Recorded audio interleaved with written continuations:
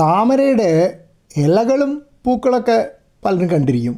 പക്ഷേ വേര് കാണാൻ കുറച്ച് ബുദ്ധിമുട്ടാണ്. കാരണം കുളത്തിലിറങ്ങി വേരോടുകൂടി താമര പിഴുതെടുത്താൽ മാത്രമേ വേര് കാണാൻ പറ്റുള്ളൂ.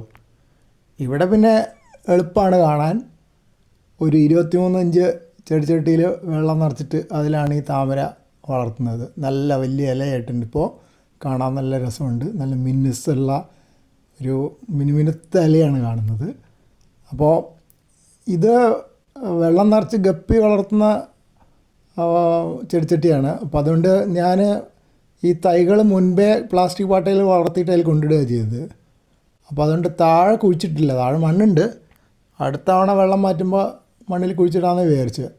1-2 വേരേ ഉണ്ടായിരുന്നുള്ളൂ കൊണ്ടുവന്നിട്ടിപ്പോൾ. ഇപ്പോൾ ധാരാളം വേരുകൾ വരുന്നുണ്ട്. അപ്പോൾ അതുകൊണ്ട് കാണാൻ നല്ല ഒരു രസമുണ്ട്. താമരയുടെ വേര് നമ്മൾ കാണാത്തൊരു അനുഭവമാണല്ലോ. പിന്നെ 1-2 വിത്തുകൾ താഴേക്ക് താഴ്ന്നു പോയിട്ടുണ്ട്. അതിൻ്റെ തണ്ടുകളും മുകളിലേക്ക് വന്നിട്ടുണ്ട്. പക്ഷെ അതിൻ്റെ ഇല വിരിഞ്ഞിട്ടില്ല. ഈ മുകളിൽ പൊങ്ങി കിടക്കുന്ന വിത്തിൻ്റെയാണ് ഇല നന്നായിട്ട് വിരിഞ്ഞിട്ടുള്ളത്. ഈ കാണുന്ന തണ്ടുകളൊക്കെ താമര തണ്ടുകൾ തന്നെയാണ്. കുറേ തണ്ടുകളുണ്ട്. ഒരെണ്ണം അവിടെ ഇല വിരിഞ്ഞ് വരുന്നുണ്ട് ചെറുതായിട്ട്. അപ്പോൾ പലതരത്തിലുള്ള ഇലകളുണ്ട് ഇവിടെ. എന്തായാലും നല്ല രസമാണ്.